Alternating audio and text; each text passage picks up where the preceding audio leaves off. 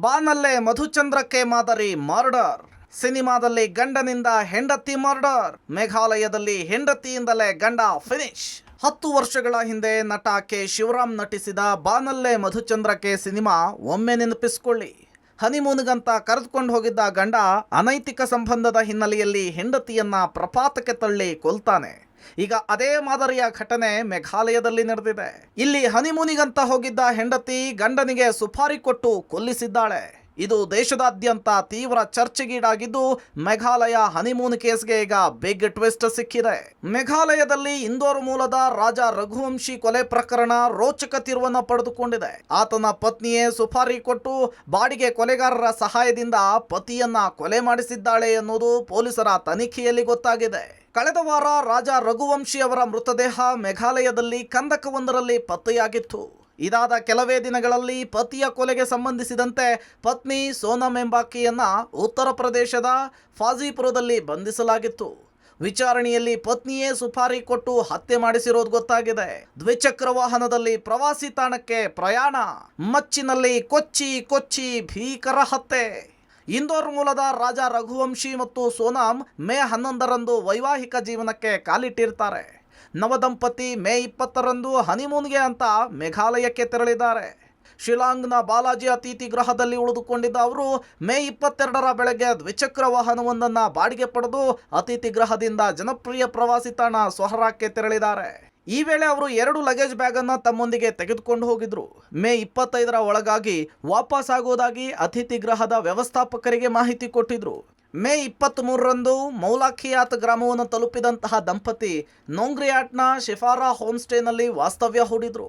ಆ ಬಳಿಕ ದಂಪತಿ ನಿಗೂಢವಾಗಿ ನಾಪತ್ತೆಯಾಗಿದ್ರು.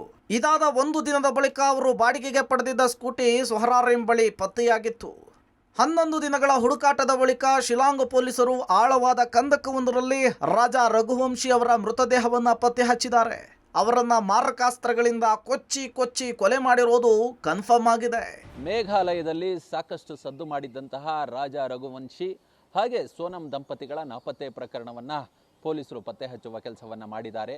11 ದಿನಗಳ ಬಳಿಕ ರಾಜ ರಘುವಂಶಿ ಈತನ ಮೃತದೇಹ ಜಲಪಾತದ ಕಂದಕವೊಂದರಲ್ಲಿ ಪೊಲೀಸರು ಪತ್ತೆ ಹಚ್ಚುವ ಕೆಲಸವನ್ನು ಮಾಡಿದ್ದಾರೆ. ಮೇ 25ನೇ ತಾರೀಕು ಈ ದಂಪತಿಗಳು ತಾವಿದ್ದಂತಹ ರೆಸಾರ್ಟ್ಗೆ ವಾಪಸ್ ಬರೋದಾಗಿ ಹೇಳಿ ಹೋಗಿದ್ರು. ಮೇ 23ನೇ ತಾರೀಕು ಇವರು ಮೌಲಾಖಿಯತ್ತ ಗ್ರಾಮ ಏನಿದೆ ಅಲ್ಲಿಗೆ ಹೋಗಿದ್ರು. ಅಲ್ಲಿ ನೊಂಗ್ರಿಯಾಟ್ನ ಶಿಫಾರಾ ಅನ್ನೋ ರೆಸಾರ್ಟ್ ಏನಿತ್ತು ಅಲ್ಲಿ ವಾಸ್ತವ್ಯವನ್ನು ಹೂಡುವ ಕೆಲಸವನ್ನು ಮಾಡಿದ್ರು. ಅದಾದ ಬಳಿಕ ಇವರು ಬಾಡಿಗೆಗೆ ಪಡೆದಿದ್ದಂತಹ ಸ್ಕೂಟಿ ಏನಿತ್ತು ಇದು ಸೊಹರಾರಿಂ ಅನ್ನೋ ಬಳಿ ಪತ್ತೆಯಾಗಿತ್ತು. ಅದಾದ ಬಳಿಕ ಇಬ್ಬರು ಕೂಡ ನಿಗೂಢವಾಗಿ ನಾಪತ್ತೆಯಾಗಿದ್ದರು ಪತಿ ಪತ್ನಿ. ಇದೀಗ ಗಂಡನ ಶವ ಸಿಕ್ಕಿರೋದ್ರಿಂದ ಇಲ್ಲಿ ಪತ್ನಿಯೇ ಆರೋಪಿ ಅಂತೇಳಿ ಪತ್ನಿ ಬಾಡಿಗೆ ಹಂತಕರನ್ನು ಕರೆಸಿ ಕೊಲೆ ಮಾಡಿದ್ದಾಳೆ ಅಂತೇಳಿ ಇದೀಗ ಪೊಲೀಸರು ಅಂತಿಮ ತೀರ್ಮಾನಕ್ಕೆ ಬಂದು ಇದೀಗ ಪತ್ನಿಯನ್ನು ಅರೆಸ್ಟ್ ಮಾಡುವ ಕೆಲಸವನ್ನು ಸಹ ಮಾಡಿದ್ದಾರೆ.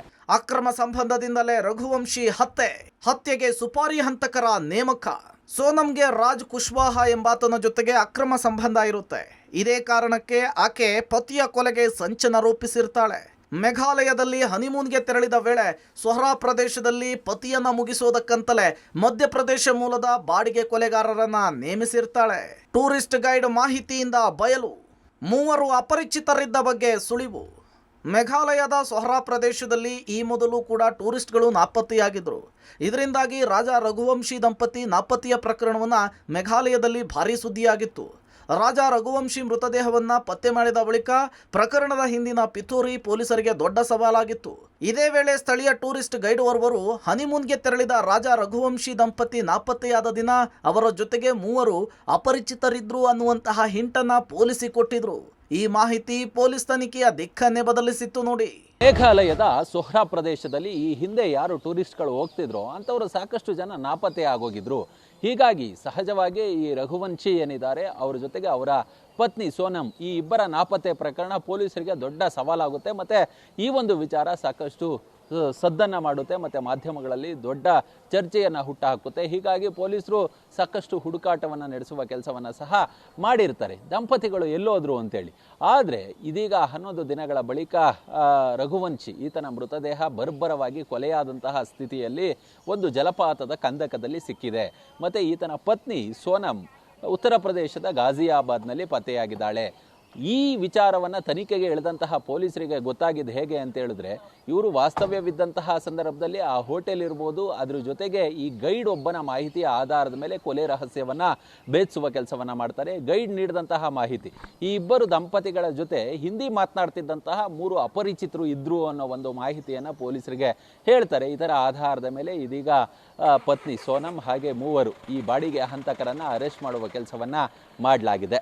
ಆದರೆ ಸೋನಂ ತಂದೆ ನನ್ನ ಮಗಳು ರಾಜಾ ರಘುವಂಶಿ ಕೊಲೆ ಮಾಡಿದ್ದಾಳೆ ಎಂಬ ಆರೋಪವನ್ನ ತಿರಸ್ಕರಿಸಿದ್ದಾರೆ. ಮೇಘಾಲಯ ಪೊಲೀಸರು ಕಥೆಯನ್ನ ಹೆಣಿತಿದ್ದಾರೆ. ಈ ಬಗ್ಗೆ ಸಿಬಿಐ ತನಿಖೆ ಆಗಬೇಕು ಅಂಥೇಳಿ ಮಧ್ಯಪ್ರದೇಶದ ಮುಖ್ಯಮಂತ್ರಿ ಮೋಹನ್ ಯಾದವ್ ಮತ್ತು ಕೇಂದ್ರ ಗೃಹ ಸಚಿವ ಅಮಿತ್ ಶಾ ಅವರಿಗೆ ಮನವಿ ಮಾಡ್ತೇನೆ ಅಂತ ಹೇಳಿದ್ದಾರೆ.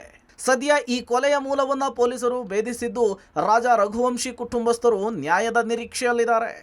ಶಬೀರ್ ನಿಡಗುಂದಿ, ಪಬ್ಲಿಕ್ ಟಿವಿ, ನವದೆಹಲಿ.